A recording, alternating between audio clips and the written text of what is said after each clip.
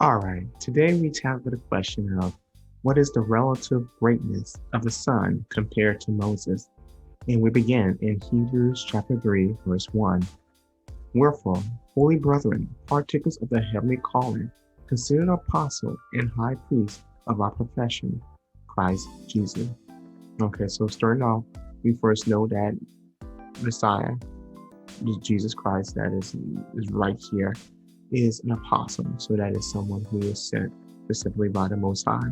And he's also a high priest. So those are things right off the bat that is a delineation in comparison to Moses. But we're going to delve a little bit deeper. Okay. So going to verse 2, in reference to Messiah, to Jesus, to Yeshua, who was faithful to him that appointed him, as also Moses was faithful in all his house. So up to this point, we have everything one to one. So a house being faithful to another house being faithful to. Verse 3, for this man was counted worthy of more glory than Moses, as much as he who has built the house has more honor than the house.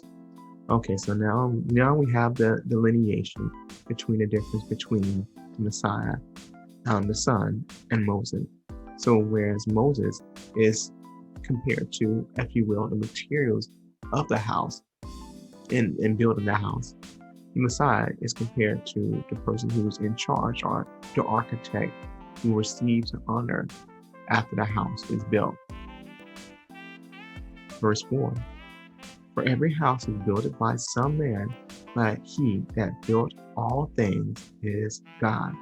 So again, we have this confirmation that the Messiah is the actual power. He is the creator, has a hand in creating the entire world.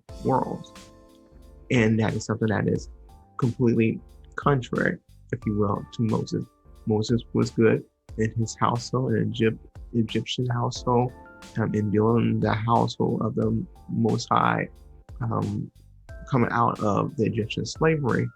But as far as him creating anything, that was a role that he would never fill.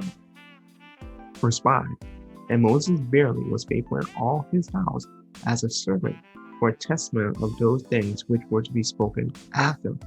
So he served as a precursor.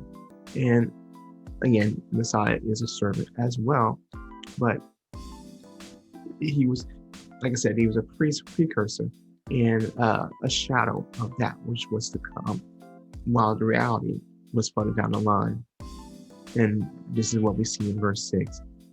But Christ, as a son over his own house, whose house are we, if we hold fast the confidence and the rejoicing of the hope firm unto the end. So Christ is the Son. He is over everything. The Most High has made him the God of this world. And as such, he's the one that we need to put our confidence and our rejoicing and our hope firmly into. Whereas Moses, he was another man. But whereas the Son, because he's over all and because he's without any fault and he's perfect, we can clearly look to him, who is the true image of that which was, if you will, spiritualized at the time of Moses, but now it's reality in the Messiah. So with that, I'm going to close out. And as it says, let us hope firmly unto the very end.